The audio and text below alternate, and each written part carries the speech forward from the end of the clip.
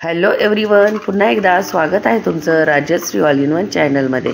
आज आपण आपल्या या रेसिपीमध्ये बनवणार आहोत कुरकुरीत स्वादिष्ट अशी लसूणी शेव। आणि ही लसूण फ्लेवरची शेव अगदी चवीला खूप छान लागते। आणि याच्या मोकळ्या झालेल्या तारा आणि याचा कलर बघूनच तुम्हाला लक्षात येईल की आपली शेव ही अगदी परफेक्ट अशी तयार झालेली आहे। यासाठी मी 1 किलोच्या प्रमाणासाठी लागणारे सर्व मेजरमेंट अगदी अचूक प्रमाणामध्ये दिलेले आहे। त्यामुळे व्हिडिओ स्किप न करता तुम्ही हा पूर्ण बघा। हे बघा, इथे मी 1 किलो बेसन पीठ हे घेतलेले आहे आणि हे आता सर्वात अगोदर आपण चाळून घेणार आहोत। यामध्ये असलेल्या सर्व गुठळ्या आपल्याला फोडून घ्यायचे आहे आणि हे पीठ अगदी मोकळे आपल्याला करून घ्यायचे आहे। 1 किलो बेसन पिठाचे प्रमाण आज आपण बघणार आहोत। हे बघा, इथे आपले हे पीठ सर्व छान असे चाळून झालेले आहे। याच्या गुठळ्याही आपण फोडून घेतलेल्या आहे। शेव ही कडक न बनता कुरकुरीत बनावी यासाठी आपण यामध्ये 1 वाटी तांदळाचे पीठ हे वापरणार आहोत। 1 किलो बेसन पिठासाठी आपल्याला 1 वाटी तांदळाचे पीठ हे वापरायचे आहे। या वाटीने मी ते मोजून घेतलेले आहे। आता यामध्ये आपण अर्धा चमचा हिंग, 1 चमचा हळद, 3 चमचे लाल मिरची पावडर आणि 2 चमचे काश्मीरी लाल मिरची पावडर आपण वापरणार आहोत।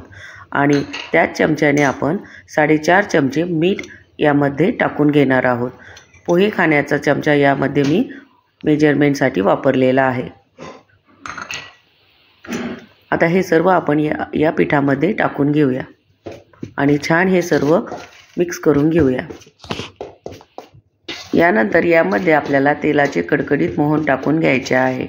अशा प्रकारचे तडका पात्र हे सर्वांकडेच असेल। 1 किलो बेसन पिठासाठी आपल्याला हे अर्धा तडका पात्र भरून घ्यायचे आहे आणि तेलाचे कडकडीत मोहन यामध्ये आपल्याला टाकून घ्यायचे आहे।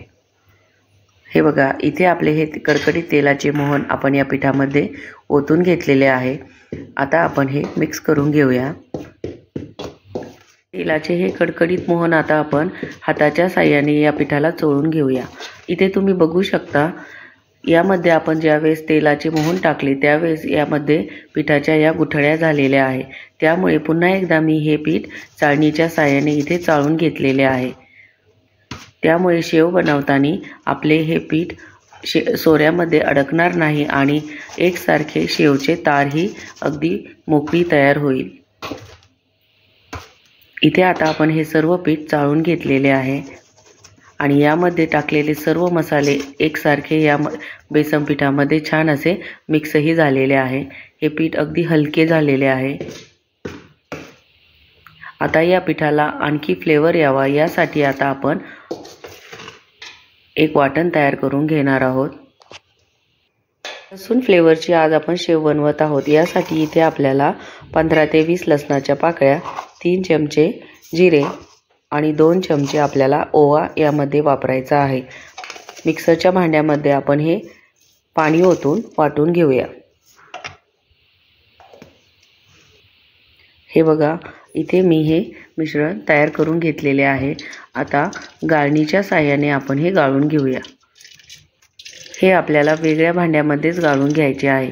जर तुम्ही हे पिठामध्ये डायरेक्ट गाळायला गेला तर याचा थोडा जरी चोथा हा पिठामध्ये पडला तर शेव बनवताना तो सोऱ्यामध्ये अडकू शकतो आणि आपली शेव ही परफेक्ट न येता त्याच्या गुठळ्या तयार होतात। आता हे बघा, इथे मी हे गाळून घेतलेले आहे आणि पुन्हा एकदा गाळून यामध्येच मी ओतून घेणार आहे। हे बघा,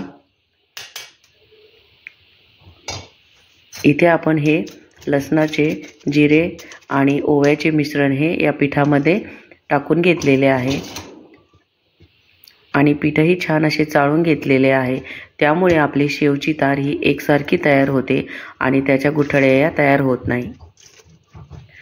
आता पाणी ओतून आपण हे पीठ मळून घेऊया। थोडे थोडे पाणी ओततच आपल्याला हे पीठ एकसारखे मळून घ्यायचे आहे।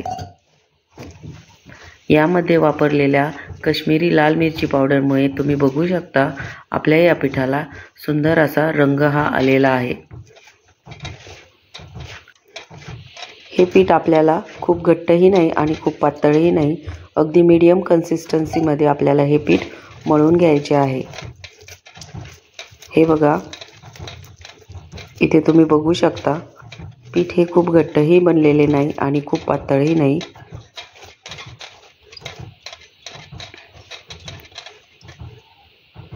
अशा प्रकारचे परफेक्ट असे पीठ जर तुम्ही तयार करून घेतले तरच तुमची शेव ही अगदी कुरकुरीत आणि एकसारख्या तारा असलेली तयार होईल.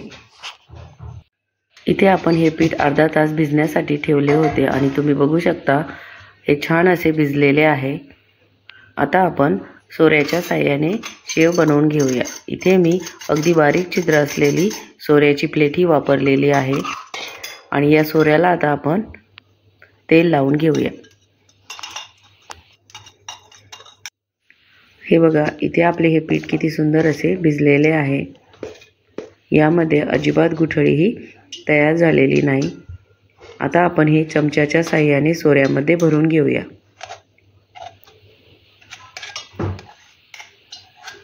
अशा प्रकारे चमच्याच्या साहाय्याने सोऱ्यामध्ये पीठ भरणे हे अगदी सोपे जाते. इथे आपले हे पीठ भरून झालेले आहे आणि साईडला गॅसवर मी तेलही कडकडीत असे गरम करून घेतलेले आहे. आता गॅसची फ्लेम ही मीडियम करून आपण यामध्ये शेव ही तयार करून घेऊया. इथे तुम्ही बघू शकता शेवची तार ही अगदी एकसारखी या तेलामध्ये पडताना तुम्हाला दिसत असेल. एकही गुठळी यामध्ये पडलेली नाही. त्यामुळेच आपल्याला पीठ हे चाळून घेण्याची मेहनत ही चांगली केली तर अगदी परफेक्ट अशी आपली शेव ही तयार होते.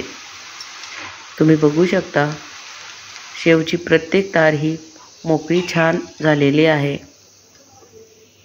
हे बघा, एका साईडने आपण ही तळून घेतलेली आहे. आता दुसऱ्या साईडनेही आपण ही तळून घेऊया.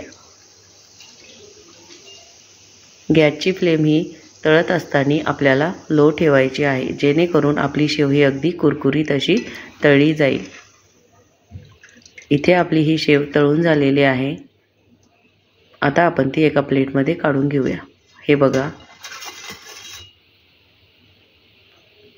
किती सुंदर असा रंग आपल्या या शेवला आलेला आहे. शेव बनवताना कढईच्या कडेकडेने सोऱ्या फिरवत त्यानंतर सेंटरला गोल गोल फिरवत आपल्याला ही शेव तेलामध्ये टाकून घ्यायची आहे. प्रत्येक वेळेस शेव ही तळताना आपल्याला सुरुवातीला गॅसची फ्लेम ही हाय ठेवायची आहे आणि शेव ही टाकून झाल्यानंतर लो फ्लेमवर आपल्याला ही कुरकुरीत अशी तळून घ्यायची आहे. हे बघा, इथे आपली ही शेव छान कुरकुरीत अशी तळली गेली आहे आणि तुम्ही बघू शकता ही आपली शेव अजिबात तेलकटही झालेली नाही.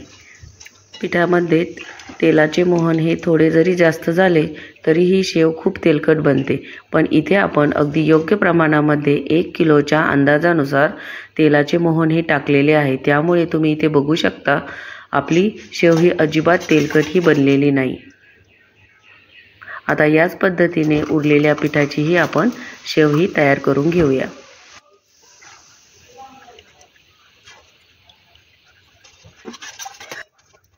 चला तर मग तुम्हीही अशा प्रकारे कुरकुरीत शेव ही बनवून बघा आणि ती कशी बनली हे मला कमेंट बॉक्समध्ये नक्की कळवा.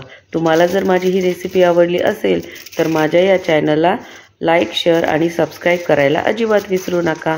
माझा हा व्हिडिओ अगदी पूर्ण बघितल्याबद्दल तुम्हा सर्वांचे मनापासून धन्यवाद. पुन्हा भेटूया अशाच एका नवीन रेसिपीमध्ये. तोपर्यंत मस्त खा आणि हेल्दी राहा. तुम्हा सर्वांना दिवाळीच्या हार्दिक शुभेच्छा.